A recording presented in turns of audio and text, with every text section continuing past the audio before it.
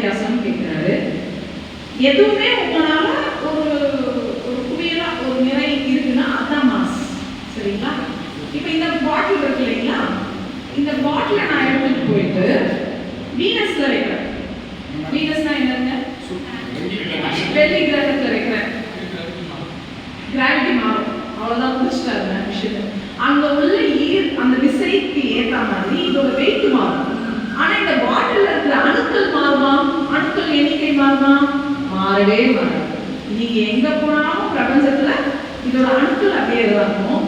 ஆனா இது எவ்வளவு பிடிக்க இதுக்கு ஒரு ஃபோர்ஸ் தரணும்ன்றது வந்து இங்க இருக்கிற கிராவிட்டியை பொறுத்து மாறும். அதுதான் மாஸ்க்கும் கிராவிட்டிக்கும் உள்ள வித்தியாசம். சாரி, வெயிட்டுக்கும் உள்ள வித்தியாசம் கிராவிட்டினால. தேங்க்யூ. என்னோட மாஸ் வந்து நான் வேற ஒரு பிளானெட் போயிட்டேன்னா மாஸ் இன்சியல் மாறாது. மாஸ் மாறவே மாறாது. வெயிட் மாறும். வெயிட் மாறும். நீங்க எல்லாம் வெயிட் போடுறீங்கல்ல, நான் ஒரு உண்மையே சொல்றேன்னா, நம்ம போய் வெயிட் மிஷின்ல வெயிட் போடுறோம்ல, இத்தனை கிலோன்னு காட்டுது இல்லைங்க, அது உங்க மாசா வெயிட்டா அப்படின்னு நம்ம நினைச்சிட்டு இருக்கோம். நம்ம மல்டிப்ளைட் பை 9.8 into 10 power போட்டா தானே நம்ம வெயிட் வரும். நம்ம மெஷர் பண்றது நம்ம மாசம் மட்டும் தான் அப்போதைக்கு. அதோட வெயிட்டுக்கு வந்து நம்ம மல்டிப்ளை பண்ணணும். இந்த பூமியில ஒரு கிராவிட்டி இருக்கு இல்லைங்களா, அதுக்கு நம்ம மல்டிப்ளை பண்ணணும். இது வீனஸ்ல வேற இருக்கு, மூன்ல வேற கிராவிட்டி இருக்கு. ஒரு இடத்துல வந்து அதோட அதுவும் எங்க இருந்து வருது பாருங்க. கிராவிட்டினா என்ன? இது அதிகமா இருக்குன்னா கம்ப்ரசிவ் ஃபோர்ஸ் தான் கிராவிட்டி. இது நிறைய இருக்கிற இடம் சிலது இருக்கு, இது கம்மியா இருக்கிற இடம் சிலது இருக்கு. எதை பொறுத்து இருக்கு?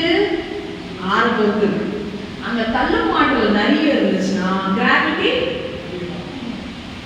அங்க தள்ளும் விசை கம்மியா இருக்குன்னா கிராவிட்டி அவ்வளவுதான். அவங்க கரெக்டா புரிஞ்சுட்டாங்க. மேடம், இப்போ பூமியை பொறுத்த வரைக்கும் ஆர் கம்மி தானே? இது வந்து நம்ம பேசலாம், முடிஞ்ச உடனே நம்ம கண்டிப்பா பேசலாம். கண்டிப்பா. இப்போ வந்து அது எப்படின்னு கேட்டீங்கன்னா, பிரபஞ்சத்துல இருக்கிற எல்லாத்துலயும் 1998ல ஒருத்தர் ஆராய்ச்சி பண்ணாரு. அவர் ஆராய்ச்சி பண்ணி கண்டுபிடிச்சது என்னன்னா, பிரபஞ்சத்துல இருக்கிற எல்லாத்துக்கும் இப்போதைக்கு ரிப்பல்சிவ் ஃபோர்ஸ் தான் அதிகமா இருக்கு. இது வேதாத்ரி சம்பந்தமா கூட இல்ல, ஒரு காமன் குரூப் அமெரிக்கால ஆராய்ச்சி பண்ணுது. அவங்க சொன்னது என்னன்னா, ஆக்சிலரேட்டட் எக்ஸ்பான்ஷன் ஆஃப் யூனிவர்ஸ் நடக்குது. அப்படின்னா என்ன அர்த்தம்னா, வேகமா பிரபஞ்சம் பயணிச்சுட்டே இருக்கு.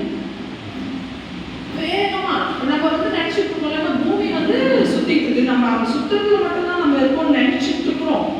நான் கற்பனை பண்ணி பாருங்க, கண்ண மூடி ஒரு நிமிஷம் நம்ம 1000 கிலோமீட்டர் ஸ்பீட்ல சுத்திட்டு இருக்கிறோம். பல்லாயிரக்கணக்கான ஒரு ஸ்பீட்ல ஓடிட்டு இருக்கிறோம் பிரபஞ்சத்துல. அதான் உண்மை அப்படின்னு அவர் சொல்றாரு. அவர் மட்டும் இல்ல, அது நிறைய ஆராய்ச்சிகள்ல ப்ரூவ் பண்ணிட்டாங்க. ஆமா, ஒரு இடம் இருக்கும்ல. ஆமா, அது ஸ்பேஸ் தான். ஸ்பேஸ் அப்படி இருக்கு, திடீர்னு மட்டும் போயிட்டே இருக்கா. ஆமா, ஸ்பேஸ் ஒரு இடத்துல ஸ்டாப் ஆயிடும். அதை பத்தி நம்ம பேசலாம். ரொம்ப அழகான கேள்வி. இந்த மாதிரி கேட்டீங்கன்னா ஜாலி தான். உங்களுக்கு நான் வந்து நேற்று ஒரு பேப்பர் அனுப்பிச்சிருக்கேன். நீங்க ஐயா அந்த குரூப்ல க்ரோயிங் தாட்ஸ் குரூப்ல இருந்தீங்கன்னா உங்களுக்கு நேற்று நைட்டே அந்த பேப்பரை நான் அனுப்பிச்சிட்டேன். அதுல வந்து இந்த பிரபஞ்சத்தோட ஜாதகம் ஐயா கேட்ட மாதிரி இது எவ்வளவு நாள் விரிவடையும், அது போய் எப்போ நிற்கும், திருப்பி எப்போ கொலாப்ஸ் ஆகும், பிக் பேங்ல சொல்ற மாதிரி பிக் கிரன்ச் அதெல்லாம் எப்போ ஆகும், எல்லாத்துக்குமே கணக்கு போட்டு வச்சிருக்கிறோம். அந்த கதையை நம்ம ரொம்ப அழகா பிரேக் முடிஞ்ச உடனே கண்டிப்பா சொல்லுவோம். அன்னைக்கு நம்ம பிரேக் தேவைப்படலன்னு நினைக்கிறேன். இங்கே வேணா காஃபி கொடுத்துருக்கேன், நோ ப்ராப்ளம். கண்டிப்பா பண்ண முடியும்.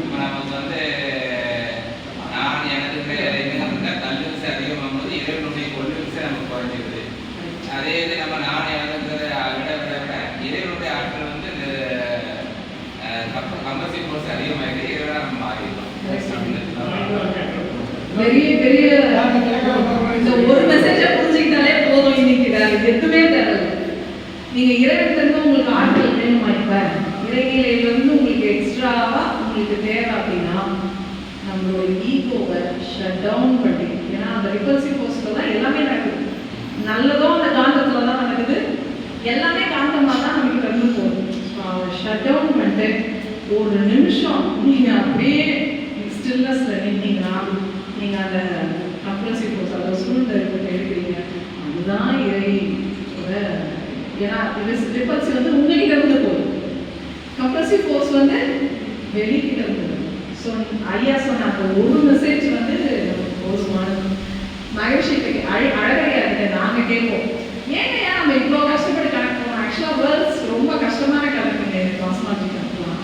அது கேட்பேன், ஏங்க ஏன் இவ்வளோ கஷ்டப்பட்டு கணக்கு போடுறீங்க? நீங்கள் ராத்திரி 2 நாளைக்கு அவருக்கு மேலே ஒரு ஊரில் அவர் இருந்ததே கிடையாது. ட்ராவல் பண்ணி பண்ணி பண்ணி கஷ்டப்பட்டு போடுவார் இதெல்லாம் அப்படின்னு கேட்கும்போது அவர் சொல்லுவார், ஏன் இதை பண்ணணுன்றதுக்கு அவர் சொல்லுவார், நம்மளால ஒரு ஒரு சில கோடி பேரை உண்மையான ஒரு உண்மை ஒன்றா தானே நினைப்போம், பொய் தான் 10,000.